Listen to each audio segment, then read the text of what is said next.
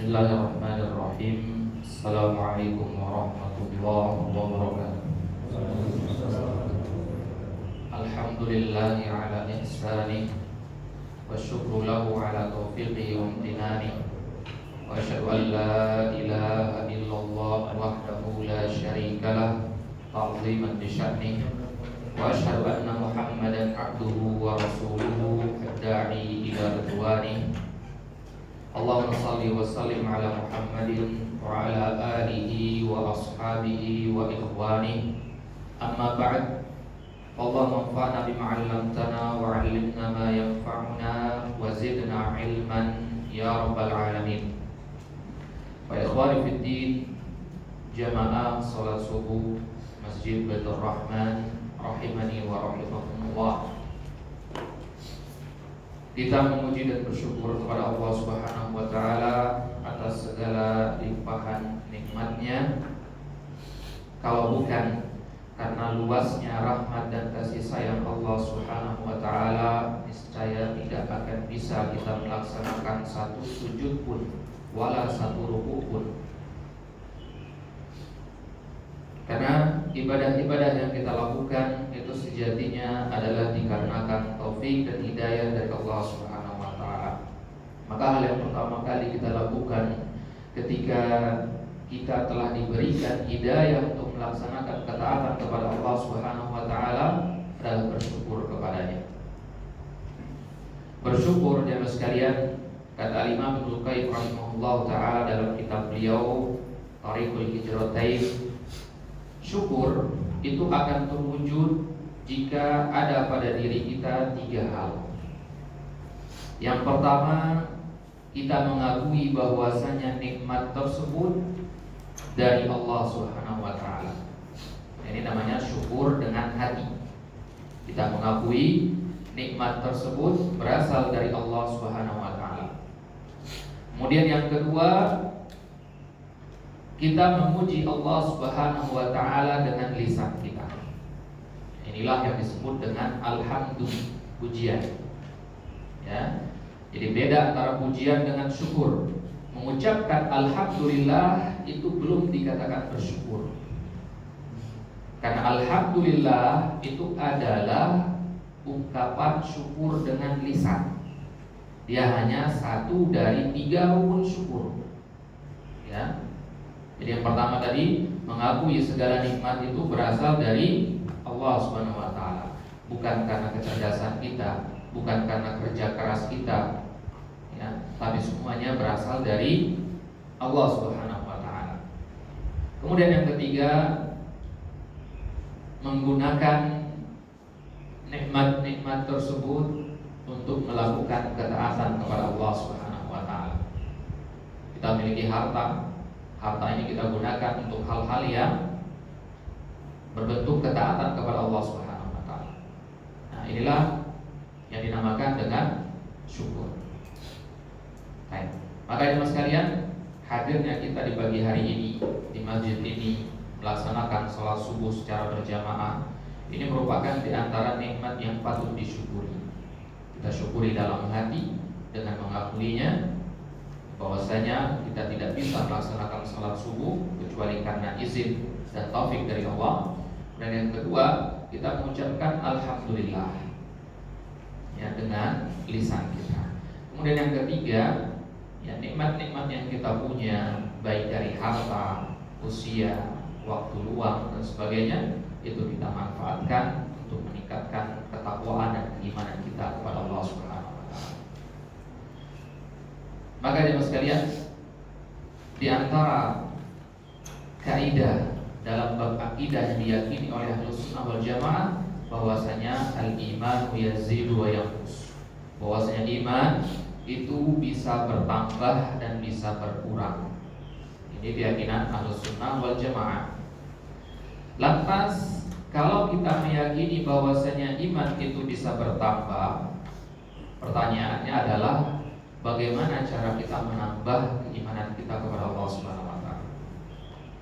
Maka di antara al-asbab al-jalibah li ziyadatil iman, di antara sebab-sebab yang membantu seorang muslim untuk menambahkan keimanannya kepada Allah kata Syekh Abdul Razak, ya, salah satunya, ya, ada 3. Yang pertama adalah tadabbur Al-Quran.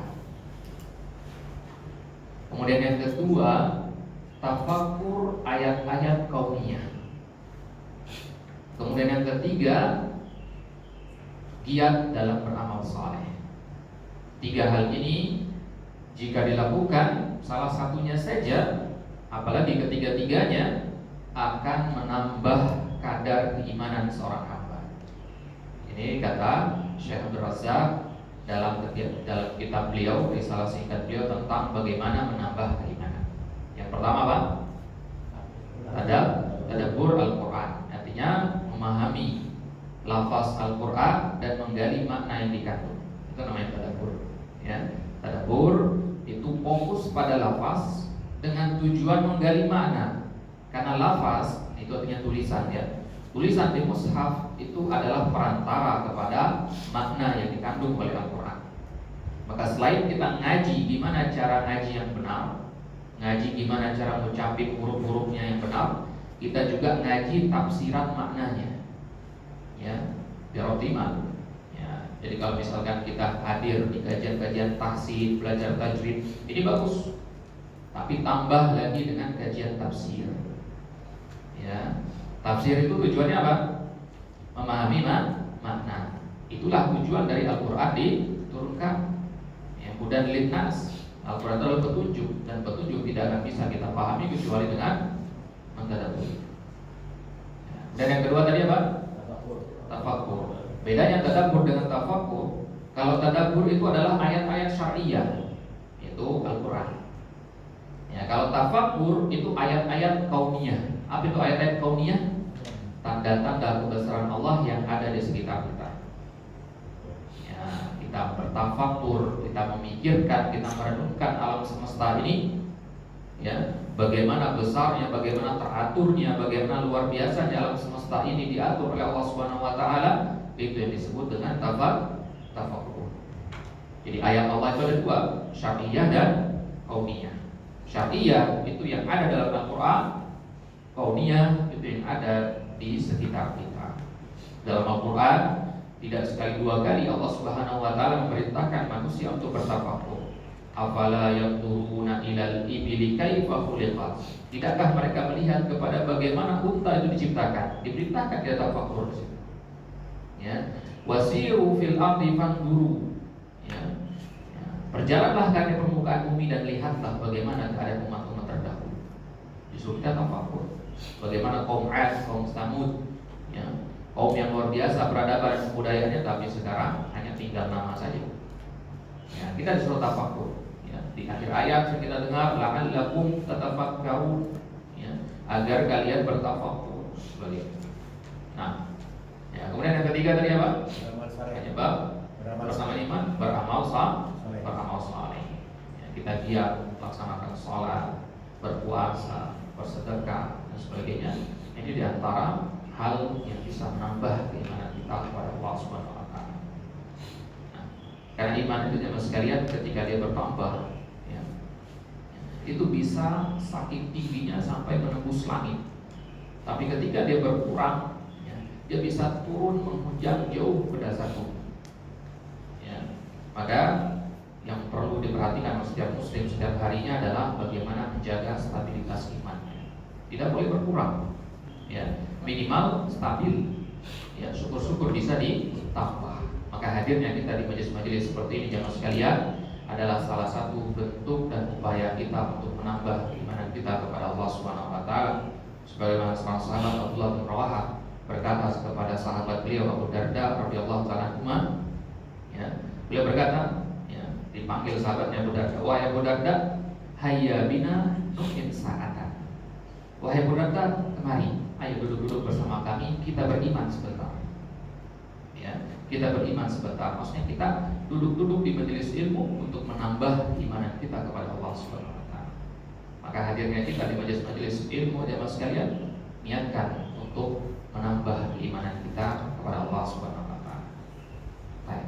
Apalagi majelis-majelis yang mengkaji di dalamnya fokus kepada ayat-ayat Al-Quran, mentadabburi makna Al-Quran, Maka di sini terkumpul satu dari tiga atau dua dari tiga sebab yang disebutkan oleh Syekh Abdul Razak tadi. Yang pertama tadabbur, yang ketiga amal soleh. Duduknya kita amal soleh, ibadah. Ya. Nah, maka terkumpul pada kita ya dua dari tiga sebab-sebab bertambahnya iman kepada Allah Subhanahu Wa Taala. Maka harapan kita selesainya kita dari majelis-majelis ilmu adalah kita kembali ke rumah kita dengan iman yang bertambah, iman yang semakin kokoh, ketakwaan yang semakin meningkat kepada Allah Subhanahu Wa Taala. Baik, maka di pagi hari yang penuh dengan keberkahan ini Allah Subhanahu Wa Taala mempertemukan kita di majelis yang mulia ini. Insyaallah Taala kita akan bersama-sama mengkaji sebuah surat yang mulia di antara surat-surat Al-Quran yang suci, yaitu surat Al-Kautsar. Surat yang secara lafaz dan tulisan sangat singkat sekali. Bahkan dia adalah surat paling pendek di dalam Al-Quran, yaitu surat Al-Kautsar, hanya 3 ayat saja. Surat Al-Kautsar ya, yang banyak disepelekan oleh kaum muslimin disebabkan jumlah ayatnya yang singkat. Ya, jumlah ayatnya yang singkat. Ya, misalkan bentuk penyepelean dalam masalah ini jemaah sekalian, kalau kita lagi malas sholat, ya, sholat tahajud misalkan, sholat sendirian, ya, biar cepat selesai sholatnya kita bacanya surat apa biasanya? Al-Kautsar ini ya. Kenapa? Karena jumlah ayatnya sedikit. Jadi biar bisa cepat selesai sholat bacanya Al-Kautsar. Nah ini bentuk meremehkan surat Al-Kautsar. Maka ini tidak sepantasnya dilakukan. Bagaimana caranya? Ya kita baca, tetap baca surat Al-Kautsar tapi dengan pelan, dengan tadabbur, jangan tergesa-gesa. Maka kata Hasan Al-Basri, bagaimana seseorang itu bisa merasakan kelezatan Al-Quran, kenikmatan membaca Al-Quran, kalau yang jadi fokus dan tujuannya adalah kapan selesainya ayat ini, kapan selesainya surat ini. Ya, ketika imam baca ayat panjang sedikit saja, ya sudah gelisah, ini kapan selesainya. Ya, terutama ketika sholat tarawih ya, yang sudah ada yang daham-daham di belakangnya, ya, kapan selesai sholatnya. Nah, yang seperti ini tentu tidak sepantasnya. Ya, kita khawatir ini adalah antara bentuk tidak memuliakan ayat suci Al-Quran. Maka kata Imam Badruddin Az-Zarkashi dalam kitab Al-Burhan fi Ulumil Quran, dia mengatakan, man lam yakun indahu ilmun wa taqwan wa iman wa tadabbur fa kaifa yatalattu bil Quran. Orang yang tidak ada pada dirinya ketakwaan kepada Allah, keimanan kepada Allah, ya, dan tadabbur terhadap ayat-ayat Al-Quran, maka bagaimana tidak akan merasakan kenikmatan membaca Al-Quran. Nah, maka tadabbur ini jemaah sekalian, selain dia di antara sebab menambah keimanan, adalah dia sarana yang paling afdal, sarana yang paling utama untuk meraih kenikmatan membaca Al-Quran. Kenapa Utsman bin Affan dalam satu malam bisa mengkhatamkan 30 juz dalam sholat malam beliau? Beliau manusia seperti kita, ya. Tapi kenapa beliau tidak merasakan letih sebagaimana kita? Itu karena beliau merasakan kenikmatan membaca Al-Quran. Sampai-sampai beliau mengatakan, lau tahurat qulubukum lama syabi'tum min kalami rabbikum. Seandainya hati kalian bersih, tentu kalian tidak akan pernah kenyang dan tidak akan pernah puas dan membaca Al-Quran. Nah, inilah contoh dari para ulama salaf kita, bagaimana mereka sudah sampai ke derajat mencintai dan menikmati membaca Al-Quran itu. Maka kalau kita sampai sekarang belum merasakan kenikmatan dan kelezatan dalam membaca Al-Quran, terus kita belajar dari masyarakat, ya, terus kita belajar, terus kita hadir di majelis-majelis ilmu, ya, agar kita sampai ke tahapan di mana kita bisa merasakan manis dan nikmatnya ibadah membaca Al-Quran.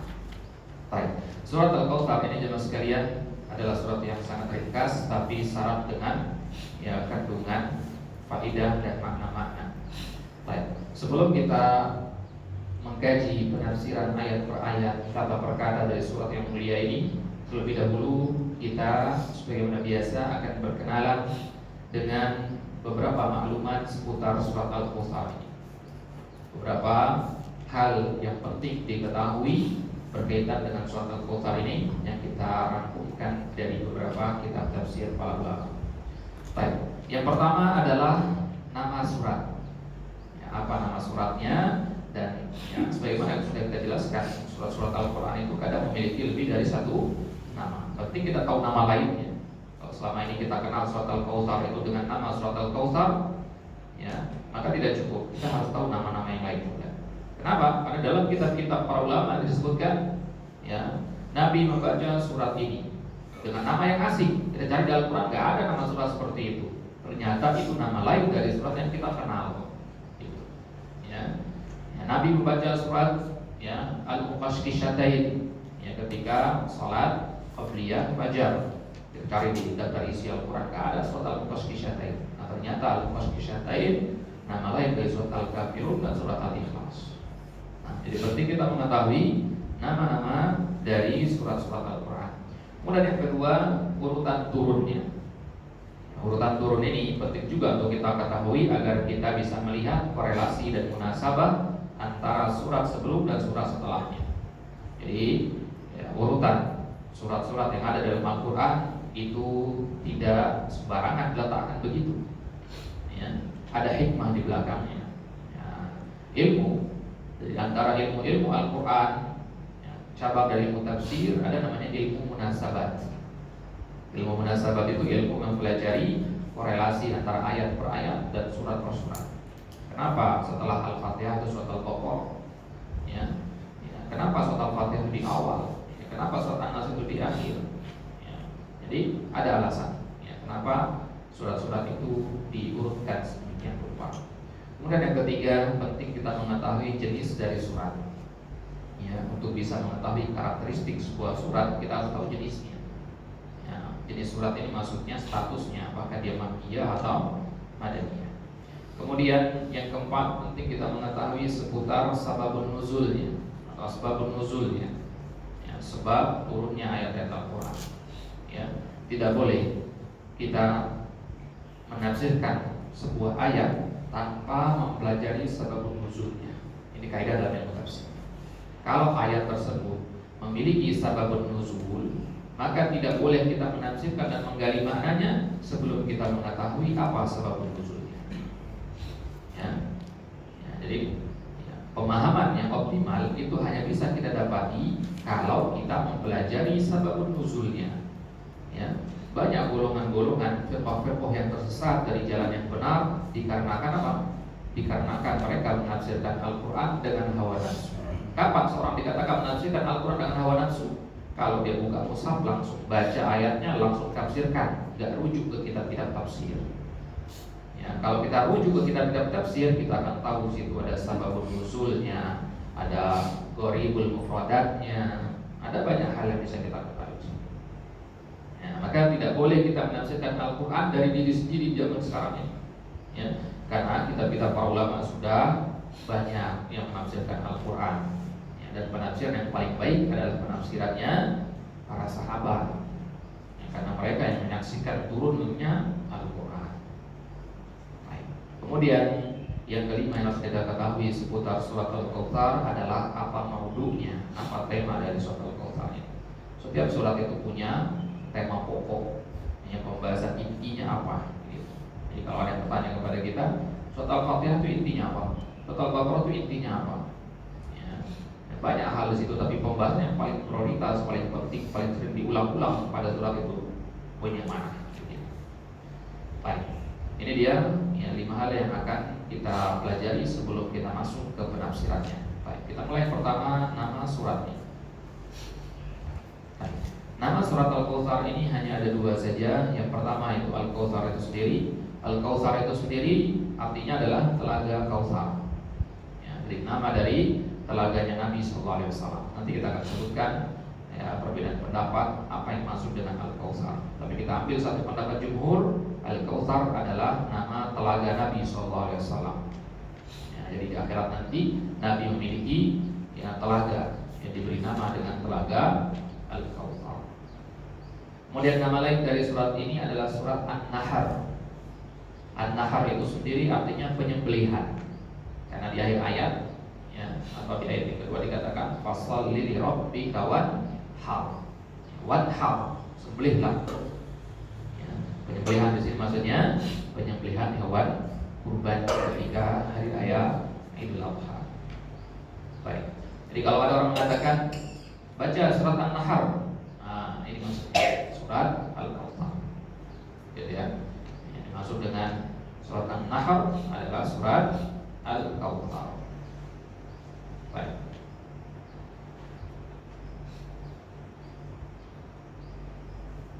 Kemudian poin yang kedua adalah urutan turunnya. Ya, urutan turunnya dan urutan posisi di dalam Muslim. Urutan turunnya, surat Al-Kautsar ini turun ke-15.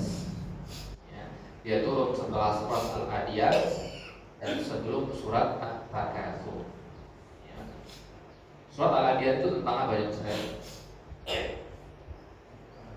Nah, surat Al-Adiyat itu tentang apa? Tentang tanda-tanda kebesaran Allah. Di antaranya adalah kuda yang berlari kencang di waktu subuh menyerang barisan musuh. Itu di antara inti di surat Al-Adiyat, tanda-tanda kebesaran Allah. Kemudian surat At-Takatsur itu pembahasan tentang ya bahwasanya banyak manusia yang dilalaikan oleh harta dan anak keturunan, berlomba-lomba mengejar dunia. Nah, maka surat Al-Kautsar ini berada di tengah-tengah. Ya, kita lihat korelasi di situ. Surat Al-Kautsar ini tentang nikmat yang Allah berikan kepada Nabi, senada dengan ya, surat Ad-Duha. Ini temanya surat Al-Kautsar dengan surat Ad-Duha. Nah, jadi apa korelasinya dengan surat Al-Adiyat? Kalau surat Al-Kautsar tentang nikmat-nikmat yang Allah berikan kepada Nabi SAW, kalau surat Al-Adiyat ini tentang tanda-tanda kebesaran Allah pada zaman Nabi SAW. Itu ketika kuda-kuda berlari kencang di medan perang.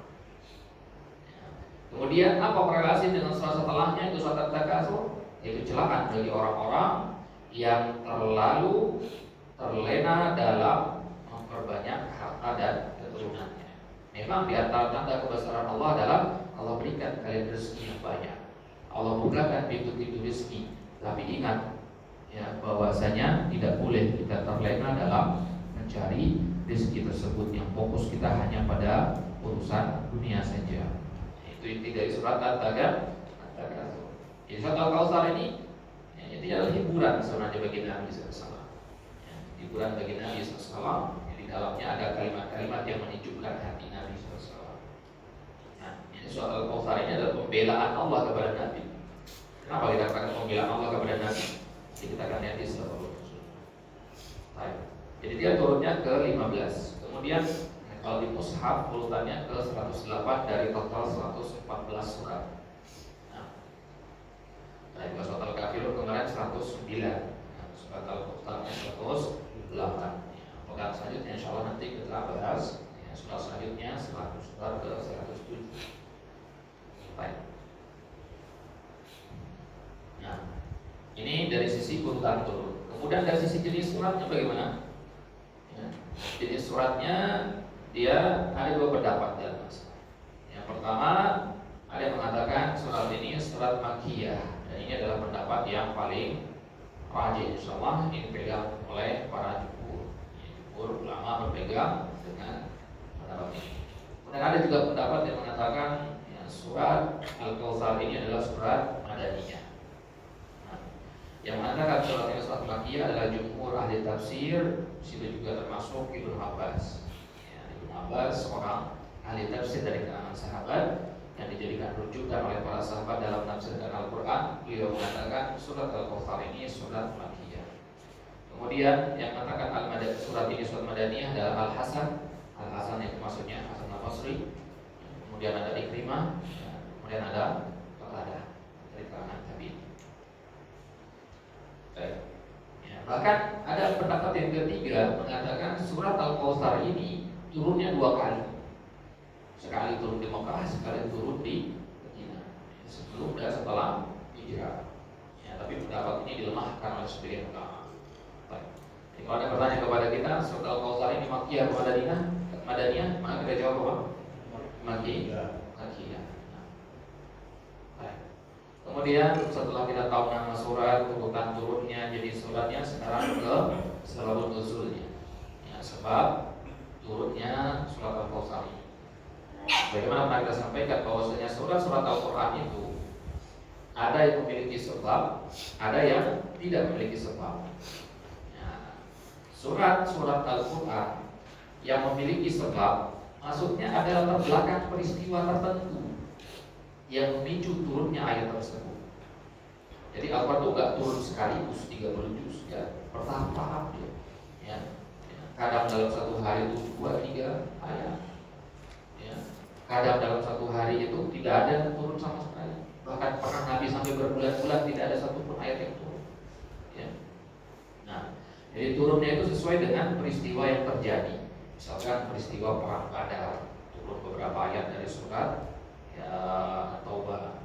Ya. Kemudian surat An-Nasr kemarin ya, berkaitan dengan Fathu Makkah, surat Al-Masad ya, berkaitan dengan peristiwa kedurhakaannya Abu Lahab. Nah, jadi surat-surat seperti itu ada sebab yang latar belakanginya. Nah, surat itu dinamakan surat apa? Kalau ada sebabnya? Surat apa? Surat Sababi.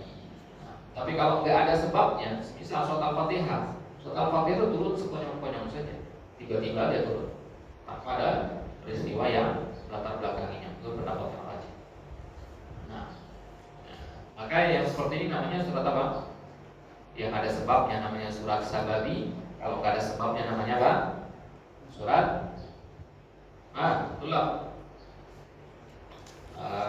Qaidul ilma bil kitabah. Ya. Surat Ibtidai. Ya, surat Ibtidai. Baik. Sekarang kita lihat apa sebab turun surat Al-Kautsar. Tadi surat Al-Kautsar ini sababi atau ibtidai? Sababi. Sebab nuzulnya adalah sebuah riwayat di dalam Sahih Muslim dari sahabat yang mulia Anas bin Malik radhiyallahu anhu. Beliau pernah mengatakan pada suatu hari alfa Rasulullah sallallahu alaihi wasallam di Kufah. Tiba-tiba Nabi tertidur ringan, ya, tidur yang tidak terlalu nyenyak. Ya, itu namanya ighfa'ah. Ighfa'ah itu tidur yang tidak nyenyak. Ya, tertunduk begini kepala Nabi sambil duduk. Ya, artinya nggak nyenyak. Tsumma rafa'a ra'sahu mutabassiman. Kemudian ya, Nabi SAW mengangkat kepala beliau mutabassiman, beliau tersenyum. Tsumma qalu lahu ma alhaqaka ya Rasulullah. Kemudian para sahabat yang berkata Nabi bertanya, ya Rasulullah, apa yang membuatmu tersenyum? Wahai Rasulullah, kenapa tiba-tiba engkau tersenyum? Apa yang membuat engkau tersenyum?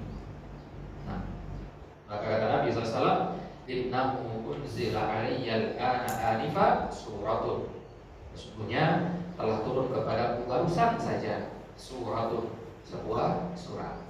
Nah, kemudian Nabi SAW membaca surat Al-Kautsar. Bismillahirrahmanirrahim. Inna a'tayna al-Kautsar hatta fatama sampai akhir ayat. Nah, sampai akhir surat. Kemudian Nabi pun bertanya kepada para sahabat.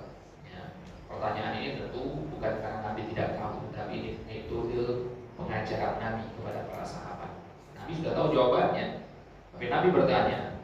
Di ayat tadi atau di surat tadi dikatakan inna a'tainakal kautsar. Wahai sahabatku, hal tadruna mal kautsar?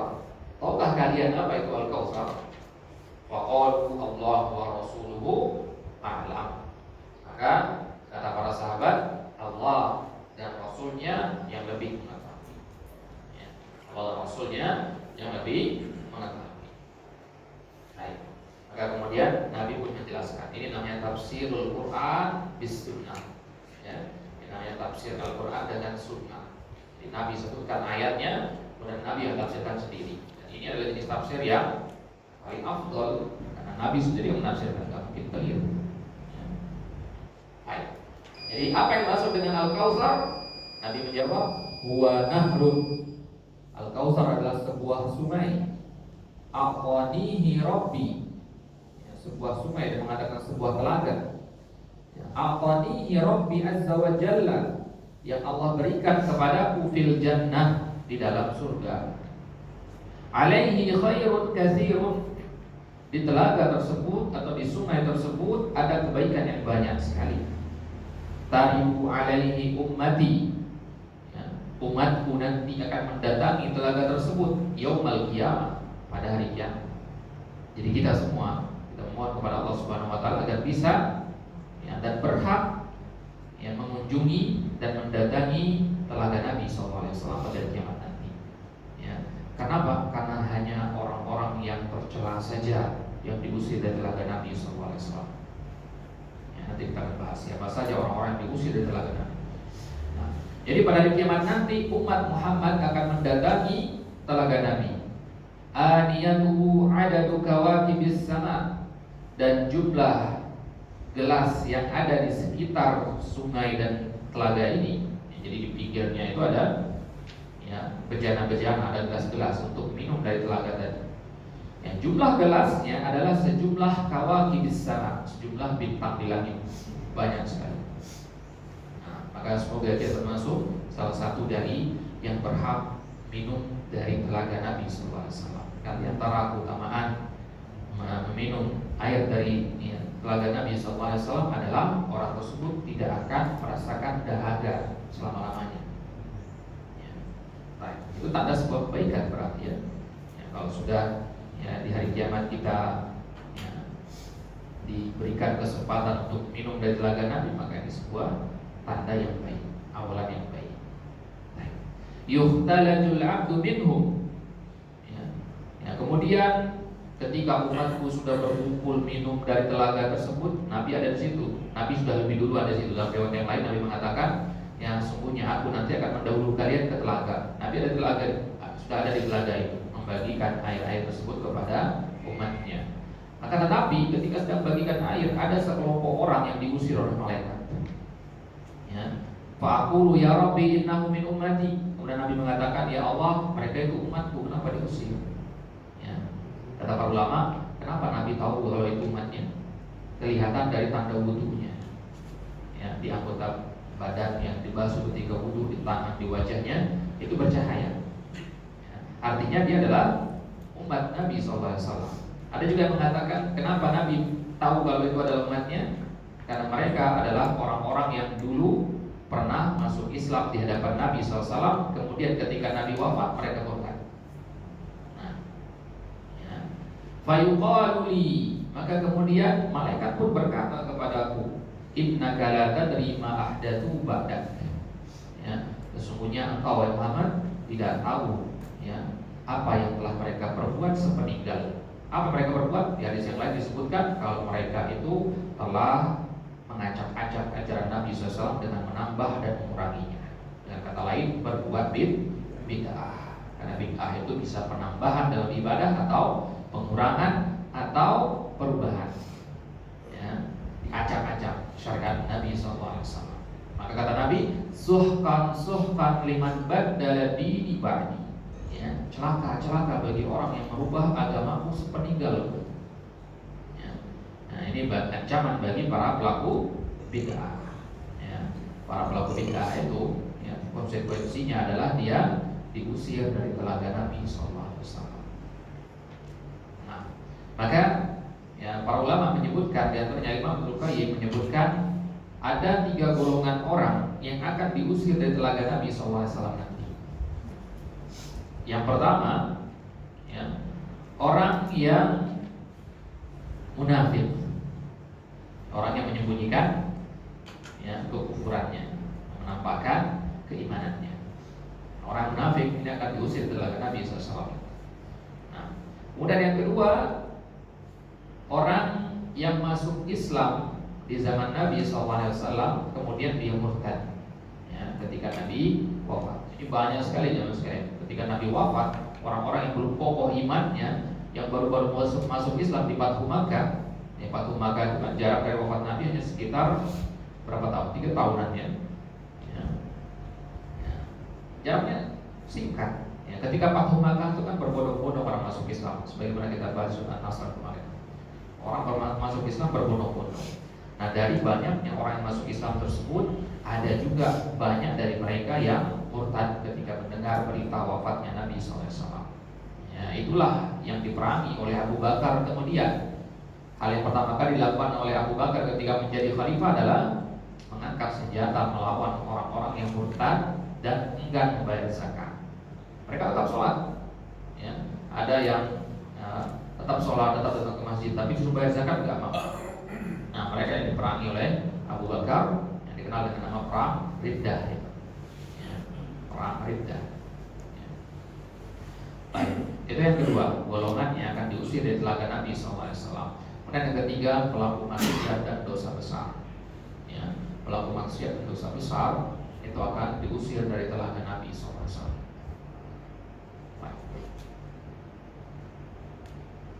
Nah, maka hadis ini menjadi dalil ancaman bagi orang-orang yang mengada-ada dalam masalah agama. Dalam riwayat dari Aisyah radhiyallahu taala anha, Nabi SAW mengatakan, "Man ahdatsa fi amrina hadza ma laysa minhu fa huwa raddun."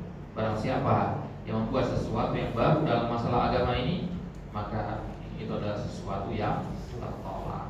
Ya, sesuatu yang bersih. Maka bid'ah adalah sebuah keharaman. Ya, kullu bid'atin dhalalah. Setiap bid'ah itu adalah kesesatan. Semua tanpa terkecuali. Ya, dalam masalah agama. Nah, jadi ini sebab turunnya surat Al-Kautsar, yaitu ketika Nabi SAW ya tertidur, kemudian beliau ya membacakan surat Al-Kautsar tersebut. Ini salah satu bentuk turunnya wahyu, ya. Wahyu itu turun dengan berbagai macam cara. Ya. Ada yang ketika Nabi sadar, ada juga melalui mimpi. Dan mimpi para nabi itu adalah bagian dari wahyu. Mimpi para nabi bagian dari wahyu. Tapi kalau mimpi orang yang beriman bukan. Ya. Kita misalkan bermimpi, kalau muslim bermimpi, maka itu bukan wahyu tentunya, ya. Baik. Ya, kan wahyu itu hanya pada para nabi saja. Ya, jadi salah satu dari bentuk wahyu turun adalah ya, bentuknya mimpi. Kemudian yang kedua bentuknya ya, dalam bentuk wujud asli. Ya, Jibril datang dalam wujud aslinya. Ya, ini juga ya sangat memberatkan bagi Nabi SAW. Kenapa? Karena bentuk asli Jibril kan sangat besar sekali. Ya, ketakutan Nabi SAW. Ya, maka dalam asar disebutkan hanya sekali saja Jibril datang dalam bentuk asli. Ya, setelahnya Jibril datang dengan bentuk manusia, sebagaimana dalam hadis Jibril, tahu ya? Hadis Jibril, ya, hadis yang kedua dalam Arba'in An-Nawawiyah, ya, ketika disebutkan ada seorang laki-laki yang pakaiannya putih sekali, rambutnya hitam sekali, kulitnya bersih, datang kepada Nabi SAW. Ya. Nah, ya. Dan Nabi dan Jibril itu seringkali menampakkan diri, menyerupakan diri seperti seorang sahabat. Ya, siapa nama sahabatnya? Ada yang tahu? Ya, Dihyah Al-Kalbi. Nah, ya, jadi Jibril sering menyerupakan dengan seorang sahabat bernama Dihyah Al-Kalbi. Nah, maka kadang para sahabat kalau melihat Dihyah datang, ya, mereka sapa Dihyah ini. Ya, mereka sapa dia, ya, ajak ngomong biasa. Ternyata nggak tahunya itu adalah Jibril. Ya, hanya Nabi saja yang tahu kalau ini adalah Jibril alaihissalam. Baik. Kenapa kok dipilih Dihyah Al-Kalbi?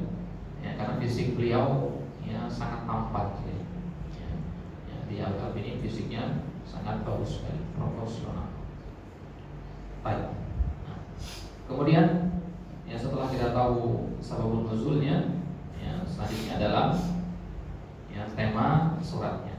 Nama sudah, urutan sudah, jenisnya, sababun nuzul sudah.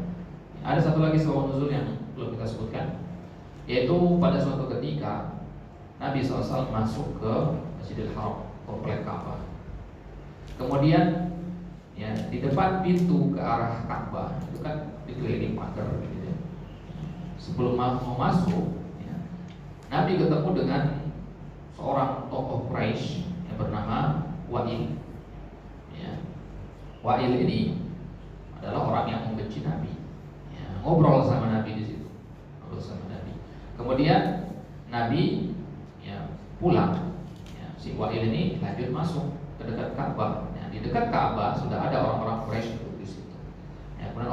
Quraisy ini karena tidak tahu Wa'il itu ngobrol sama siapa, karena dari jauh jaraknya, orang Quraisy tanya, ya, man haddatsaka, ya, tadi kamu ngobrol sama siapa di depan pintu itu, ya.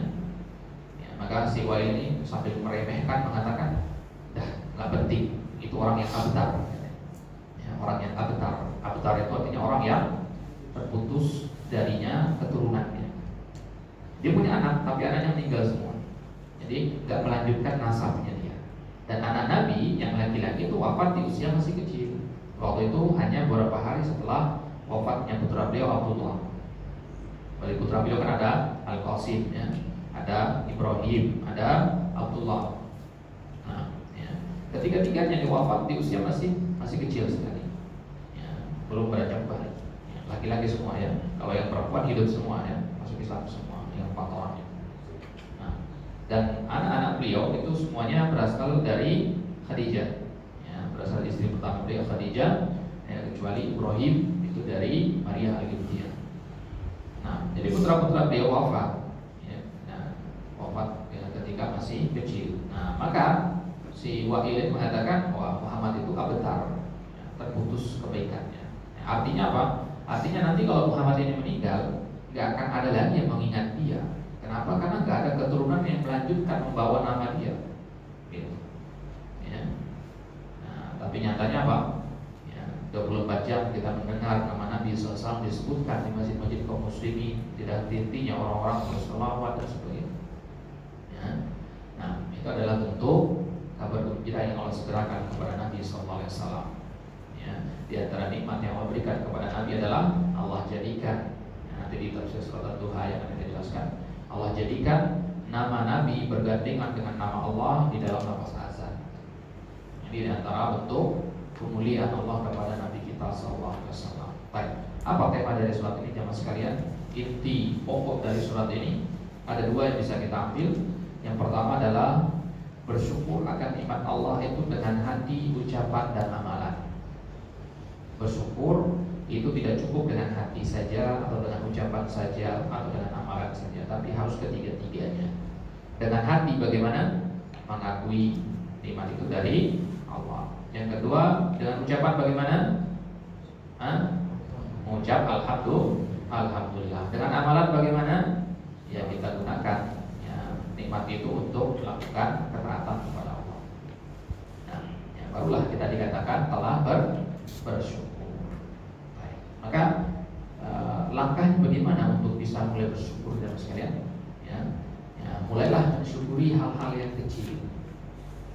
Kalau kita ingin melatih diri kita untuk senantiasa bersyukur, mulailah melihat hal-hal yang kecil yang kita anggap sepele selama ini. Ya, selama ini kita bisa bangun pagi, menghirup udara pagi, mungkin ya kita anggap sepele karena tiap hari kita dapati. Ya, sesuatu yang kita dapati terus setiap hari kadang kita remehkan. Padahal itu adalah nikmat yang sangat besar. Ya, nikmat sehat terutama. Ya, sebagaimana para ulama mengatakan, sehat itu adalah tajun ala ru'usil as-sihah. Dia ibaratnya mahkota di atas kepala-kepala kita. Kalau kita lagi sehat itu dia ibaratnya mahkota, ya. Dan tidak ada yang mengetahui nilai dari mahkota ini kecuali kalau dia sudah sakit, ya, baru dia tahu betapa ya, nikmatnya bangun pagi, bisa bangun pagi.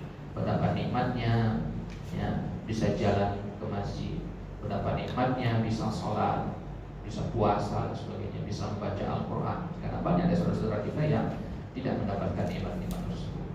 Nah, maka kata Nabi, ya, man lam yashkuril qalil, lam yashkuril katsir. Ya. Langkah untuk belajar bersyukur itu adalah mulai dengan mensyukuri yang sedikit. Karena orang yang tidak mensyukuri sesuatu yang sedikit, dia tidak akan bisa mensyukuri sesuatu yang banyak. Ya, syukuri sesuatu yang kecil. Ya. Ya, seharian bekerja tapi hanya mendapatkan rezeki yang sedikit saja, bersyukur. Ya. Mungkin dengan sebab itu Allah Subhanahu wa taala akan tambahkan manusia. Baik, syakartu la azidan. Baik. Ini tema yang pertama. Dari mana kita ambil kok ada syukur di sini? Ya. Dari ayat yang kedua. Ya, washolli li rabbika wanhar. Wahai Muhammad, kami telah berikan kepadamu ini. Ya, maka bentuk syukurmu kepada Allah apa? Fasholli, salatlah. Wanhar, dan menyembelihlah. Nah, berarti syukur itu nggak cukup hanya dengan dalam hati saja atau dengan ucapan saja, tapi juga harus diwujudkan dengan perbuatan, karena Nabi diperintahkan untuk sholat dan berkurban. Nah, jadi sholat dan kurban itu sejatinya adalah bentuk syukur kita akan nikmat yang telah Allah berikan kepada kita. Nah, kemudian poin yang kedua bisa kita ambil dari ayat yang ketiga adalah bahwasanya orang-orang yang membenci Nabi SAW adalah orang yang pasti merugi dunia dan akhirat. Kalau zaman sekarang mungkin tidak kita dapati orang Muslim yang mengaku Muslim dan dia membenci Nabi ya, tapi yang membenci sunnah Nabi banyak. Ya, membenci sunnah Nabi banyak. Yang dilihat orang jenggotan dikatakan kambing, lihat orang celana cingkrang dikatakan kebanjiran, lihat orang bersyadar dikatakan ninja. Padahal yang mengajarkan hal itu apa? Siapa yang mengajarkan untuk jenggotan? Siapa yang mengajarkan cingkrang? Nabi SAW. Ya. Jadi zaman sekarang ini orang dikatakan kamu mencintai Nabi gak? Pasti dia akan menjawab iya, saya mencintai Nabi. Ya. Ya, tapi banyak dari sunnah-sunnah Nabi, ya, cara hidup Nabi, ajaran-ajaran Nabi yang dibenci oleh mereka. Ya. Nah, maka bagaimana? Ya, pengakuan hanya sekedar pengakuan cinta saja. Ya, mengaku cinta dengan lisan itu gampang sekali, sebagaimana seorang penyair mengatakan, "Kulun yad'i waslan Laila, walakin Laila lam tuqir bidaka." Umpamanya adalah ada seorang perempuan bernama Laila, saking cantiknya semua orang mengaku punya hubungan dengan Laila. Semua orang mengaku saya kekasihnya Laila. Ya, tapi Laila tidak pernah mengakui punya hubungan dengan mereka. Itu ibaratnya orang-orang yang mencintai Nabi SAW tapi membenci sunnah-sunnah Nabi SAW. Maka bentuk kecintaan kita kepada Nabi SAW adalah dengan giat kita mengamalkan sunnah-sunnahnya. Kita tiru Nabi sebisa kita. Ya, kita pakai jubah misalkan, niatkan untuk meniru Nabi SAW. Ya, niatkan untuk meniru Nabi SAW. Bukan karena nyaman pakai jubah, ya, enak pakai jubah, bukan, tapi niatkan. Itu contoh kecil saja. Bersiwak misalkan bukan karena agar ingin kita bersih, nafas segar, tidak, tapi karena mencontoh Nabi SAW. Ya. Maka kata Imam Syafi'i, tashabbahu, ya, tashabbahu bil kirami, fa inna tashabbuha bil kirami falahu. Serupakanlah diri kalian dengan orang-orang yang mulia, karena menyerupakan diri dengan orang-orang yang mulia, artinya meniru orang-orang yang mulia adalah sebuah kemuliaan sendiri. Nah, maka siapa lagi yang lebih mulia daripada Nabi kita SAW? Maka seluruh aspek hidup, ya, dari Nabi kita SAW itu kita berusaha untuk menirunya. Ya, yang dimaksud dengan sunnah Nabi itu adalah ucapan, perbuatan, ya, keyakinan, ya, akhlak. Ya, itu semua adalah sunnah Nabi SAW. Jalan hidup Nabi itu namanya sunnah. Kita tiru, ya, dengan niat ittiba, ya, sunnah Rasulullah SAW. Maka di dalam ayat ini atau di dalam surat ini ada ancaman bagi orang-orang yang membenci Nabi SAW. Nanti kita akan lihat di dalam surat ayat itu. Baik, itu dia maklumat yang perlu kita ketahui berkaitan dengan, ya, surat, ya, Al-Kautsar ini. Ya, nama suratnya, urutannya, jenis, sebab nuzul dan temanya. Baik, sekarang kita masuk ke, ya, tafsirnya. Baik. Qala Rabbuna Ta'ala, Allah Rabb kita berfirman, Bismillahirrahmanirrahim, Inna a'tainakal kautsar, fasholli li rabbika wanhar, inna syani'aka huwal abtar. Kita mulai ayat yang pertama. Inna a'tainaka al-kautsar. Inna panjang, ya, ya, artinya sesungguhnya kami. Jadi inna ini dari dua kata sebenarnya, sesungguhnya dan kami. Nah, inna itu kalau enggak panjang itu artinya sesungguhnya. Inna dina indallahil Islam. Panjang kan disebut inna, pendek, artinya sesungguhnya. Tapi kalau dia panjang maka artinya sesungguhnya kami. Inna anzalnahu fi lailatul qadar. Panjang kan? Panjang berarti, ya, artinya sesungguhnya kan kami. Itu bedanya, ya. Nah, ini pentingnya kita belajar tajwid. Jangan salah nanti yang inna pendek dibaca inna dina, itu nggak salah, ya. Nah, inna itu sendiri dalam bahasa Arab dikenal dengan nama huruf takkid. Apa itu takkid? Huruf penegasan. Ya, jadi penegasan. Ya, kata Imam Ar-Razi, ya, kenapa dikatakan inna di awal ayat ini? Untuk menunjukkan bahwasanya nikmat Allah itu ya, terus menerus diberikan kepada Nabi SAW. Ya, nikmatnya apa saja? Ya, nikmat Islam, ya, nikmat diturunkannya Al-Quran, itu semua adalah ya, nikmat yang Allah berikan kepada Nabi SAW dan kepada umatnya. Baik, jadi inna artinya sesungguhnya kami. Ya, Allah gunakan kata kami di sini padahal Allah itu satu. Ya, tujuannya adalah untuk ta'zim, untuk pemuliaan. Bukan berarti Allah lebih dari satu, tidak. Ya. Ya, kalau kita pahami seperti itu keliru. Ya, jadi inna di sini kenapa menggunakan lafaz jamak untuk menunjukkan pemuliaan. Memang begitulah bahasa Arab. Ya, bahasa Arab itu menggunakan lafaz jamak meskipun orangnya hanya satu.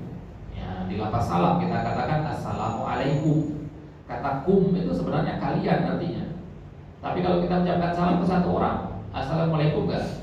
Assalamualaikum ya. Ya. Ya, jamak di situ. Padahal orang yang kita ucapin salam cuma satu. Lafaznya kita pakai jamak. Nah, lafaz jamak di situ maksudnya adalah pemuliaan. Nah, kalau dalam bahasa kita sih kita dengar kata antum, ya. Sering kita dengar kata ente. Nah, mana lebih sopan? Antum apa ente? Antum itu jamak. Anak ngomong sama Pak Supedi, tapi anak bilang antum, Pak Supedi cuma satu. Seharusnya pakai ente seharusnya karena ente satu orang. Tapi kalau pakai ente kan kurang sopan kedengarannya. Ya, tidak menunjukkan adab yang baik. Ya. Nah, jadi inna artinya sesungguhnya kami. A'tainaka. Ya, a'tainaka. Ya, a'tainaka. Ya, jadi dua kata di situ ya. A'taina dan ka. Al-Kautsar. Apa itu a'taina? A'taina artinya dia tambahan dari dua kata sebenarnya, a'ta dan na. Digabung jadi a'taina. A'ta itu kata kerjanya. Cari di kamus, a'ta artinya memberikan. Na artinya kami. Ya. Sesungguhnya kami benar-benar telah memberikan kepada siapa? Ka. Ka itu artinya kamu. Ya. Siapa kamu maksudnya di situ? Jadi kalau kita baca Al-Quran ketemu kata ka itu kebanyakan kembalinya ke Nabi SAW. Ya, kalau dikatakan kepada engkau di situ maksudnya Nabi SAW. Dan perintah kepada Nabi itu juga perintah kepada umatnya. Jelas ya? Ya, jadi meskipun di dalam ayat disebutkan nama Nabi di situ, perintah kepada Nabi itu juga perintah kepada umat. Nah. Jadi sesungguhnya telah kami berikan, ya, sesungguhnya telah benar-benar kami berikan kepada engkau wahai Muhammad Al-Kautsar, telaga Kautsar. Nah, sekarang kita lihat apa saja penafsiran dari Al-Kautsar ini. Nah, para ulama menyebutkan totalnya ada 16 perbedaan pendapat tentang makna Al-Kautsar, tapi kita ambil 6 yang paling masyhur. Baik. 6 ini disebutkan oleh Imam Ibnu Qayyim, ya, di dalam kitab beliau Thariqul Hijratain dan di dalam kitab Madaris Sa'adah. Beliau menyebutkan yang pertama pendapatnya jumhur, pendapat mayoritas ahli tafsir, Al-Kautsar itu adalah nahun fil jannah, sungai di surga. Nama sungai di surga. Berarti dia mengalir tidak? Mengalir. Bedakan dengan telaga, haud itu istilahnya ya. Nah, jadi di surga ada mata air, darinya mengalir sungai. Ya, ujung sungai ini adalah telaga. Nah, jadi yang mana yang dimaksud dengan Al-Kautsar? Bisa ketiga-tiganya, bisa mata airnya, bisa aliran sungainya, bisa telaganya. Jelas ya? Nah, jadi kalau dikatakan sungai di surga bisa ketiga-tiga itu maksudnya. Ini adalah pendapat dari jumhur para ulama. Nah, kemudian Ibnu Abbas punya pendapat lain yang dimaksud dengan Al-Kautsar. Al-Kautsar itu dari kata katsir. Saya dengar kata jazakallahu khairan kasiron. Kasir dengan kausar itu satu akar kata. Ya, apa arti kasiron? Banyak. Maka al-kausar artinya kebaikan yang banyak. Ya, ini pendapat dari Ibnu Abbas. Baik. Kemudian Hasan Al-Basri mengatakan yang dimaksud dengan al-kausar itu adalah ilmu dan Al-Quran. Ilmu dan Al-Quran. Berarti inna apaina al-kausar artinya sesungguhnya telah kami berikan kepada engkau Muhammad ilmu dan Al-Quran. Ilmu apa maksudnya di situ? Sunnah. sunnah sebagai penafsir Al-Quran. Baik. Kemudian pendapat yang keempat tentang mana Al-Kautsar, pendapatnya Atha bin Abi Rabah yang mengatakan yang dimaksud dengan Al-Kautsar adalah Al-Haud. Al-Haud itu artinya telaga. Ya, telaga Nabi SAW. Dalam asar yang lain disebutkan. Ya, perhatikan di jamaah sekalian, di antara keyakinan dalam bab akidah kita wajib meyakini bahwasanya Nabi SAW memiliki Al-Haud, memiliki telaga. Di antara konsekuensi dari al-iman bil rusul wal iman bil yaumil akhir, konsekuensi dari beriman kepada hari akhir, beriman kepada para rasul adalah kita mengimani bahwasanya Nabi SAW memiliki haud, memiliki telaga yang akan didatangi oleh umatnya. Ya, dalam riwayat yang lain Nabi sebutkan telagaku, kata beliau, panjangnya sepanjang perjalanan 1 bulan. Ya, bejana-bejana yang ada di sekelilingnya sebanyak bintang-bintang di langit. Dasar-dasarnya adalah batu permata dan cangkruk, ya, jenis batu mulia. Kemudian bagian pinggirnya, ya, bagian tepinya, ya, itu ya, terbuat dari misk, ya, terbuat dari minyak wangi, ya, yang kertasnya paling bagus. Bagian pinggirnya, ya. Airnya lebih putih daripada susu, lebih manis daripada madu. Man syariba minhu lam yadma abada. Barang siapa minum dari telaga Nabi, maka dia tidak akan pernah kehausan lagi. Nah, jadi wajib kita mengimani bahwasanya Nabi SAW memiliki al-haud. Tak boleh kita mengatakan Nabi nggak memiliki telaga. Kurang keimanan kita kepada hari akhir berarti. Ya. Di antara rangkaian peristiwa pada hari kiamat adalah, ya, kita dikumpulkan di padang mahsyar. Pada mahsyar matahari ketika hanya sedikit ombak saja, dan mengatakan hanya sejengkal saja, panas sekali. Bayangin di situ yang paling kita butuhkan adalah, ya, naungan dari Allah atau air segera. Ya, yang paling kita butuhkan ketika itu. Maka umat Nabi SAW nanti akan berkumpul di telaga Nabi. Ya, bayangin kita sedang berada di gurun pasir yang tandus, kemudian ada oasis. Ya, oasis ya. Oasis itu genangan air yang jernih, kemudian di sekelilingnya ada pohon-pohon yang subur. Di tengah gurun pasir ketika sedang kehausan ketemu dengan oasis, tentu ini sebuah, ya, nikmat yang sangat besar. Baik. Kemudian pendapat yang kelima yang dimaksud dengan Al-Kautsar adalah kasratul atba', banyaknya pengikut, banyaknya umat. Dan Nabi yang paling banyak umatnya adalah Nabi kita SAW, karena umat beliau sampai akhir zaman. Nah, ya, kalau umatnya Nabi Isa, ya, berakhir ketika Nabi kita SAW diutus. Ya, ada bidayah dan nihayahnya, ada start, ada end-nya, ada garis awal, garis akhirnya. Ya, umat-umat Nabi terdahulu, ya, ada awal dan akhirnya. Tapi kalau Nabi kita SAW awal akhirnya itu ya dari beliau diutus sampai hari kiamat. Nah, ini pendapat dari, ya, Syekh Abu Bakar ibn Al-Ayyas, ada mengatakan Al-Iyyash.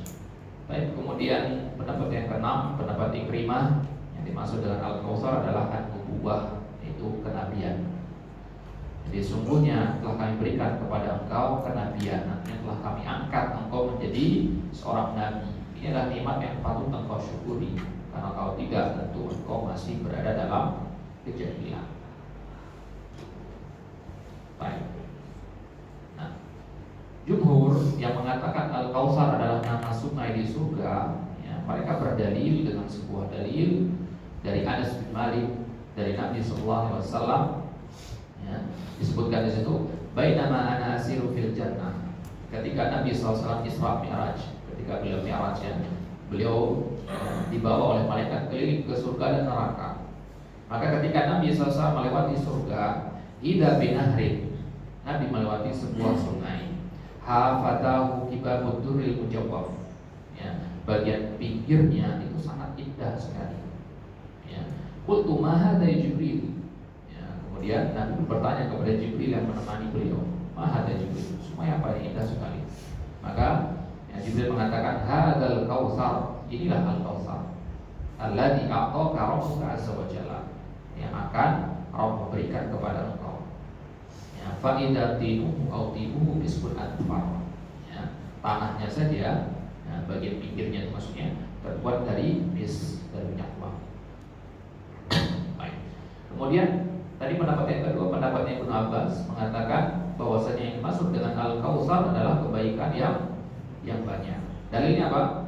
Riwayat Muslim ya, dari hadis Anas juga yang mengatakan huwa nahrun a'tanihi rabbi azza wa jalla fil jannah alaihi khairun katsirun taridu alaihi ummati yaumal qiyamah an yatuhu adadu kawakibis sama yuhtalajul abdu minhum fa aqulu ya rabbi innahu min ummati fa yuqalu li innaka la tadri ma ahdatsu ba'dak. Hadis yang kita baca di awal tadi.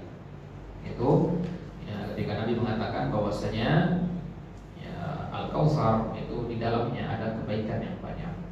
Nah, berarti ya, ada perbedaan enggak penafsiran Ibnu Abbas dan penafsiran jumhur? Ibnu Abbas mengatakan kebaikan yang banyak, jumhur mengatakan sungai di surga. Ada pertentangan atau tidak di sini? Tidak ada, karena di antara kebaikan yang banyak itu adalah sungai di surga ya. Nah, jadi ya, pendapat Ibnu Abbas ini pendapat yang sifatnya global, bentuknya umum. Sedangkan pendapat jumhur itu pendapat yang spesifik. Spesifik disebutkan kebaikan yang mana? Ibnu Abbas mengatakan kebaikan yang banyak. Kebaikan yang mana? Sungai di surga. Baik. Nah, itu ayat yang pertama. Kemudian ayat yang kedua, fasholli li rabbika wanhar. Fa artinya maka. Ya. Sholli, ya, sholli itu kata kerja perintah. Artinya salatlah. Dari kata salat ya. Nah, ya, jadi kalau kita suruh orang untuk bersolawat, maka kita katakan sholillah. Ya, sholillah. Ya, maka dikatakan Allahumma sholli ala Muhammad. Tapi kadang juga kita mengatakan apa? Sallallahu. Sholat sama sholli. Jadi kalau kita katakan sallallahu, ya, itu bukan perintah. Ya, tapi kalau kita katakan sholillah, ya, Allahumma sholli ala Muhammad misalkan, itu perintah. Jelas ya? Nah, dan nggak boleh dipanjangin nih, ya, nggak boleh sholli. Ya. Allahumma sholli ala Muhammad, nggak boleh. Ya, nggak boleh dipanjangin. Ya, karena kata kerja perintahnya seperti ini. Fasholli, ya, kalau dipanjangin justru maknanya berubah. Fasholli, maka salatlah. Karena yang pertama tadi kami berikan engkau nikmat berupa sungai di surga. Maka sekarang wahai Muhammad, salatlah engkau. Ya, maka Nabi SAW sejak turunnya surat ini, beliau menambah jumlah sholat sunnah ketika tawaf menjadi 4 rakaat. Yang tadinya 2 rakaat, sekarang jadi 4 rakaat. Nah, di mana biasanya beliau sholat sunnah? Di mana? Yang di belakang maqam Ibrahim. Yang di belakang maqam Ibrahim. Ya. Yang dekat cekungan itu ya, Ka'bah ya. Nah, di situ ada tempat favoritnya Nabi. Dan itu adalah tempat yang paling jarang kosong. Ya. Karena orang paham hadisnya, banyak orang rebutan pengen sholat di situ. Gitu. Itu tempat favoritnya Nabi SAW. Dan itu tempatnya sempit, hanya muat untuk 1 orang saja. Nah, fasholli, maka sholatlah. Orang habis dikasih nikmat malah diminta sholat oleh Allah di sini. Artinya sholat itu adalah bentuk syukur kita. Nah, maka Nabi SAW ketika beliau hendak memberangkatkan pasukan pergi berperang, pasti beliau sholat dulu. Ya, beliau sholat dulu. Para sahabat juga seperti itu. Ya, ketika hendak berperang mereka sholat dulu, perbanyak sholat. Semakin dekat hari perang mereka semakin banyak bersolat. Nah, nambah jumlah sholatnya. Ketika seorang sahabat yang minta kepada ditanya oleh Nabi, ya salutullah, ya, wahai fulan, mintalah kepadaku, niscaya akan aku berikan ya, apa yang kau minta. Maka si sahabat tadi mengatakan apa? Dia nggak minta harta, nggak minta macam-macam. Dia mengatakan as'aluka murafaqataka fil jannah. Rasulullah hanya minta satu hal, yaitu bisa menemaniku di surga. Dia diminta oleh sahabat tadi. Maka kata Nabi apa? Ya, bantu aku bikasrotis sujud, dengan banyak-banyak bersujud. Ya, jadi kalau engkau banyak bersujud, artinya banyak sholat, maka insya Allah ya, engkau akan menemaniku di surga. Nah, ini antara keutamaan memperbanyak sholat. Ya, sholat di sini maksudnya selain sholat wajib tentunya ya, sholat sunnah wudu, sholat sunnah duha, ya, sholat isyraq, nah itu sebagainya. Ya, berbanyak. Fasolli, maka sholatlah. Wadhar, ya. Tadi kan fasolli li rabbika, kepada Rob. Kenapa nggak sholat aja? Tapi kenapa ditambahkan kata kepada Rob? Ini perintah untuk apa berarti? Bertauhid. Karena kalau hanya perintah sholat saja, sholat itu kan bisa saja kepada selain Allah. Tapi di sini yang diminta adalah sholat hanya kepada Allah saja. Washolli li rabbika. Dan kemarin kita belajar di tafsir surat Al-Fatihah bahwasanya yang dimaksud dengan Rob itu adalah apa? Ada 3. Yang mencipta, memberikan rezeki, ya, dan mengatur alam semesta. Nah, berarti ketika kita mengatakan fasholli li rabbika, artinya wahai Muhammad, sholatlah kepada yang menciptakanmu, memberikan rezeki dan mengatur dan memelihara diri. Nah, itu. Kenapa nggak dikatakan fasholli li ilahika, ilahnya sesembahan? Ya. Fasholli lillah, sholatlah kepada Allah. Kenapa dikatakan fasholli li rabbika? Kenapa dikata Rob? Ya. Ya, artinya di sini Nabi kita diminta untuk, dan kita tentunya juga yang diminta untuk mengakui bahwasanya Allah adalah pencipta, pemberi rezeki, yang menghidupkan, mematikan, dan yang mengurus dan merawat alam semesta ini. Ya. Nah, maka kalau kita sudah mengakui bahwasanya Allah adalah Rabb kita, tentu ya, ibadah itu ya, hanya berhak diberikan kepada Allah saja. Berarti kalau ada orang yang memberikan ibadahnya kepada selain Allah, itu artinya dia tidak mengakui Allah sebagai Rabb-nya. Itulah namanya tauhid rububiyah. Kalau kita mengakui Allah itu pencipta, pemberi rezeki, menghidupkan, mematikan, mengatur alam semesta, dan kita beribadah, itulah namanya tauhid rububiyah. Kita sholat hanya untuk Allah, tauhid uluhiyah jadinya, dan terusnya. Nah, jadi fasholli li rabbika, maka wahai Muhammad, sholatlah kepada Rabbmu. Artinya bertauhidlah dalam sholatmu. Jangan sholat untuk orang, untuk makhluk atau yang lainnya. Nah, setelah sholat, lakukan ibadah yang lain. Yang perintah yang kedua apa? Wadhar, sukun di situ. Kalau sukun itu biasanya perintah. Wadhar artinya menyembelihlah, sembelihlah hewan kurban. Nah, perintah untuk menyembelih hewan kurban. Nanti kita akan baca khilaf-khilaf dalam masalah menyembelih apa maksudnya di sini. Nah, berarti ada 2 jenis ibadah yang diperintahkan di sini, salat dan berkurban. Kenapa enggak salat sama zakat? Biasanya di ayat lain salat sama zakat ya. Salat sama puasa. Kenapa enggak salat sama haji? Ya, kenapa kok salat sama kurban? Ya.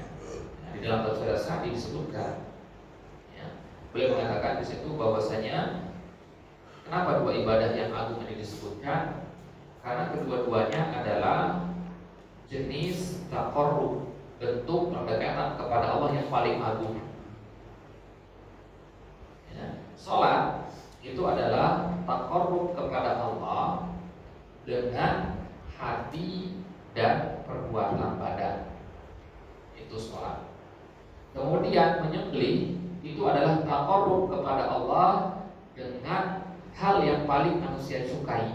Apa itu? Harta. Nah, maka sholat itu ibadah dengan anggota badan, berkurban itu ibadah dengan harta. Ya, berarti meskipun disebutkan hanya 2 jenis sholat, 2 jenis ibadah, sholat dan kurban, di sini mencakup semua jenis ibadah.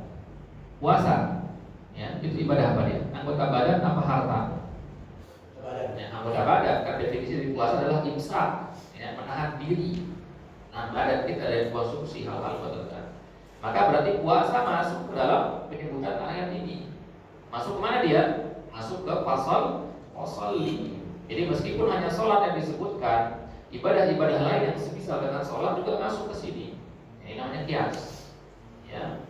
Wadhar, menyembelih, berarti ini mewakili semua jenis ibadah dengan harta, zakat, sedekah, infak, wakaf dan sebagainya masuk ke situ. Maka itulah hikmahnya kenapa di banyak ayat disebutkan sholat sama zakat bergandengan, ya, sholat dan zakat. Nah, maka ketika turun ayat ini, ketika haji wada Nabi SAW, beliau menyembelih 100 ekor unta.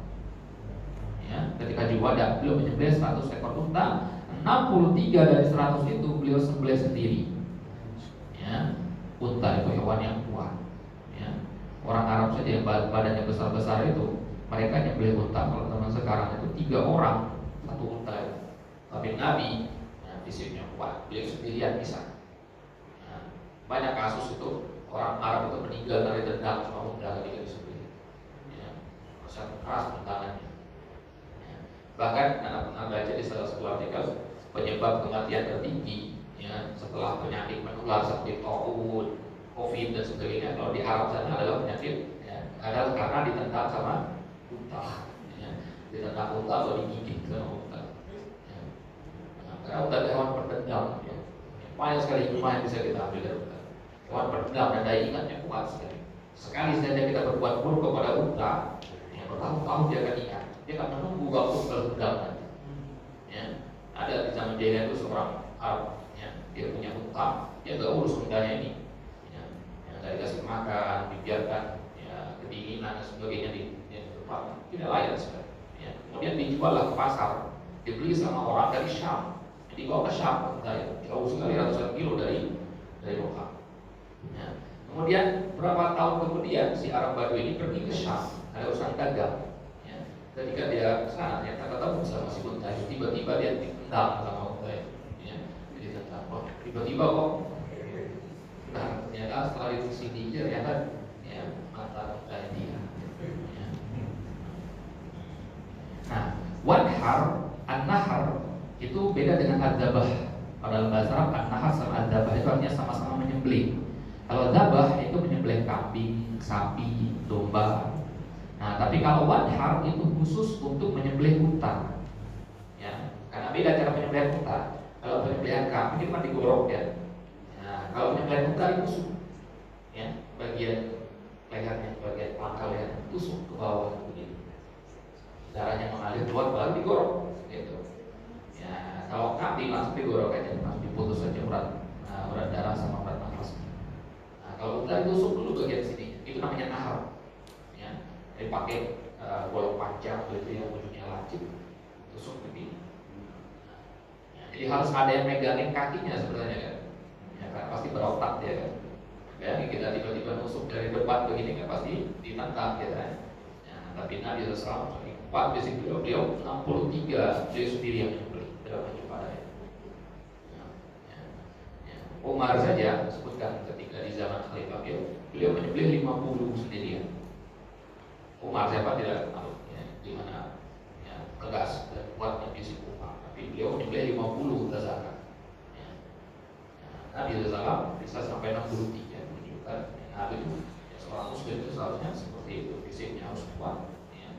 Tidak lebih ya, karena al-mu'minul qawi ahabbu ila Allah min al-mu'minin lain. Baik. Maka di sini disebutkan dua jenis ibadah, salatlah dan menyembelihlah. Nah, ya. Sekarang kita ambil pendapat yang dimaksud dengan salat itu salat apa? Nah, pendapat yang pertama, pendapat dari Qatadah mengatakan salat di situ adalah salat Idul Adha. Nah, karena ketika salat Idul Adha lah diperintahkan untuk menyembelih hewan kurban. 10, 11, 12 ya, 10, 11, 12, 13 nah, ya, salat Idul Adha. Maka salatlah dan menyembelihlah ya, berarti salat dulu baru kemudian berkorban. Nah, berarti kalau korban dulu kemudian salat tidak sah korbannya ya, banyak daerah-daerah ya, yang mereka berkorban sehari sebelumnya ya, alasannya biar pas hari raya sudah ada makanan. Nah, ini nggak sah, itu sudah kah itu kan ya, bukan korban ya. Banyak itu di kampung ada pribadi begitu orang ya, orang korban begitu ya. Sudah diingatkan tapi masih saja dilakukan ya, sampai sekarang ya. Nah, jadi kan sia-sia sudah beli sapi mahal-mahal malah tidak diterima korbannya. Karena pahala dapat pahala, tapi pahala sedekah biasa ya kan ya. Bukan pahala korban itu jauh lebih besar daripada sedekah biasa. Baik. Kemudian yang kedua pendapat dari Mujahid yang dimaksud dengan salatlah di situ adalah salat subuh di Musdalifah ya, ketika haji ya. Ya salatlah wahai Muhammad. Ya, ini ada kaitannya dengan sebab turunnya sebab ini. Ya, itu ketika Nabi malam hari akan ketemu dengan waktu subuh. Maka salatlah di situ adalah salatlah ya, waktu subuh di Musdalifah. Musdalifah itu nama tempatnya. Nama tempat yang didatangi ketika haji. Salah satu rangkaian ibadah haji. Ya, salah satunya adalah menginap di Musdalifah. Ya, kemudian yang ketiga, pendapat yang ketiga dimaksud dengan sholat di situ adalah sholat 5 waktu. Shalawatul khams.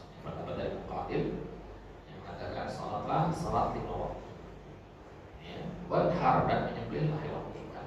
Nah, ketiga-tiganya boleh kita gunakan untuk menafsirkan ayat tadi, silakan. Tapi pendapat yang pertama adalah pendapat yang paling dikuatkan oleh para ulama. Yang mengatakan salat Idul Adha. Ini juga pendapat Ibnu Abbas. Baik. Kemudian di ayat tadi ada kata wadhar, dan menyembelihlah. Apa yang dimaksud dengan idhar? Apa yang dimaksud dengan menyembelihlah? Nah, yang pertama adzabah yauman nahar, yaitu menyembelih ketika hari raya Idul Adha. Menyembelih pada hari raya kurban itu. Ya. Kemudian ada pendapat yang kedua, ini jarang kita temukan, perhatikan. Yang dimaksud dengan wadhar adalah wad'ul yamin 'alal yusra inda nahri bis shalah. Meletakkan tangan kanan di atas tangan kiri di bawah nahar. Jadi nahar secara bahasa artinya bagian cekung di dasar leher ini. Kalau kita tahu ada cekungan di situ ya.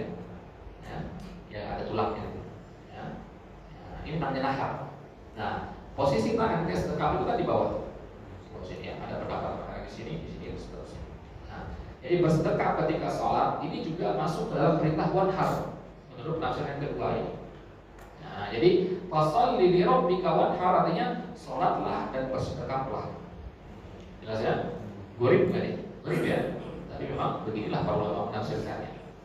Nah, kemudian yang ketiga, yang dimaksud dengan wadhar adalah raful yadain bertakbir ila nahar, yaitu kita mengangkat tangan ketika takbiratul ihram. Ya, ketika sholat. Ya, sholatlah dan wadhar, berarti sholatlah dan bertakbirlah.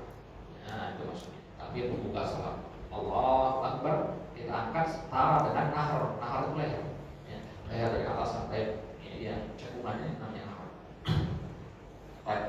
Pendapat yang keempat, ya sholli lillahi wanhar lillah.